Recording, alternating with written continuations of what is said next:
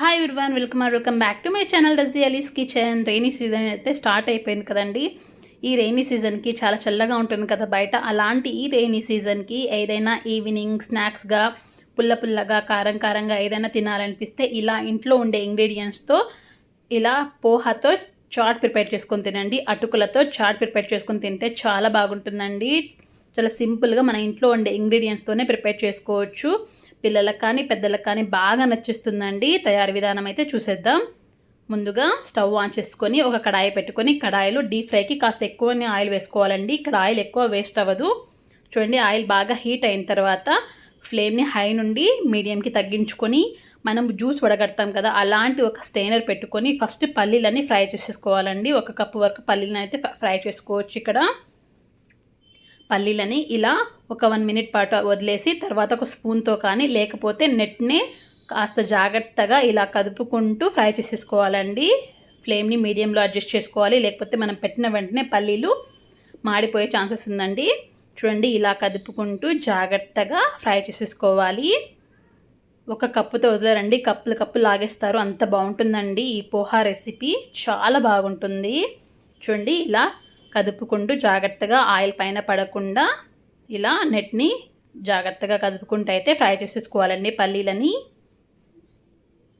ఇలా పల్లీలు ఫ్రై అయిన తర్వాత చూడండి కాస్త కలర్ చేంజ్ అవుతాయి కదా, ఇలా కలర్ చేంజ్ అయినప్పుడు ఒక టిష్యూ ఉన్న ప్లేట్లోకి తీసి పెట్టుకోవాలండి. పల్లీలని ముందుగా మనము చూడండి పక్కన తీసి పెట్టుకొని తర్వాత అదే నెట్లో కొన్ని అటుకులు వేసుకోవాలండి. మందంగా ఉన్న అటుకులు అయితే బాగుంటుందండి. చూడండి, అటుకులు ఒక 1 మినిట్ పాటు ఫ్రై చేసేసుకోవాలి. చాలా త్వరగా అటుకులు ఫ్రై అయిపోతాయండి. ఇలా చూడండి, ఆయిల్ కూడా వేస్ట్ అవ్వదు, అలాగే అటుకులు కూడా ఈజీగా మనం తీసుకోవచ్చు. ఇలా ఈ నెట్తో చూడండి, ఇలా అటుకుల్ని కొన్ని వేసేసుకుంటూ మనం పల్లీలు అయితే ఏ ప్లేట్లో అయితే వేసుకున్నామో అదే ప్లేట్లో ఇలా అటుకుల్ని ఫ్రై చేసేసుకొని జాగ్రత్తగా వేసేసుకోవాలండి ప్లేట్లోకి. చాలా ఈజీగా ప్రిపేర్ చేసుకోవచ్చు అండి. మనము కావాలంటే కాస్త ఎక్కువగా ఉంటే ఒక 8 బాక్స్లో పెట్టుకొని తర్వాత కూడా ప్రిపేర్ చేసుకోవచ్చండి. మసాలాస్ అలాగే ఆనియన్ టమాటో యాడ్ చేసుకొని ఎప్పుడు కావాలంటే అప్పుడు తినవచ్చు.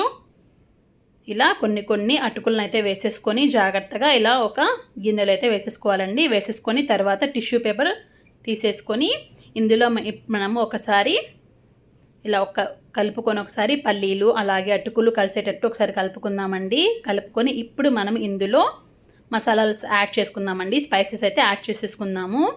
చూడండి, ఈ స్టేజ్లో ఉన్నప్పుడు మనము కాసిని పక్కన తీసి పెట్టుకొని ఎప్పుడు కావాలంటే అప్పుడు తినొచ్చండి. ఇందులో మనకు రుచికి తగ్గట్టు కారం, అలాగే ఇందులోనే కాస్త ధనియాల పౌడర్, అలాగే కాస్త ఒక చిటికెడు పసుపు, మన రుచికి తగ్గట్టు సాల్ట్, అలాగే ఇందులో చాట్ మసాలా అండి వేస్తే చాలా చటపటాగా చాలా బాగుంటుంది. తర్వాత టమాటోస్ ఒక 2 to 3 టమాటోస్ సన్నగా కట్ చేసేసుకోవాలి. తర్వాత కాస్త కొత్తిమీర యాడ్ చేసుకోవాలండి. ఇందులో కాస్త కొత్తిమీర యాడ్ చేసేసి అలాగే ఇందులో కాస్త నిమ్మరసం, అలాగే నెయ్యి అండి, ఫ్లేవర్ బాగుంటుంది. 1 టీ స్పూన్ నెయ్యి వేసేసుకొని తర్వాత చాట్ అందే కంపల్సరీగా ఆనియన్ ఉంటుంది కదా, ఆనియన్ని సన్నగా కట్ చేసి వేసేసుకొని మనం చేత్తో ఒకసారి మ్యాష్ చేసేసుకోవాలండి.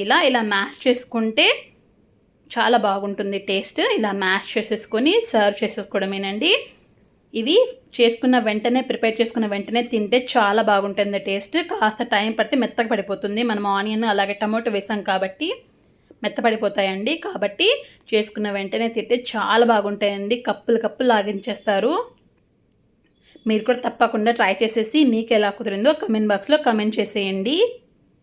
అలాగే ఒక స్మాల్ రిక్వెస్ట్ అండి, మన ఛానల్ని కొత్తగా చూస్తున్న వాళ్ళైతే సబ్స్క్రైబ్ చేసేసి పక్కనున్న బెల్ ఐకాన్ని ప్రెస్ చేసేయండి. అలాగే నా ఈ రెసిపీ నచ్చితే ఒక లైక్ అయితే ఇచ్చేయండి. మీ ఫ్రెండ్స్కి, ఫ్యామిలీ మెంబర్స్కి, రిలేటివ్స్కి నా వీడియోస్ని షేర్ చేసేయండి. Thank you for watching.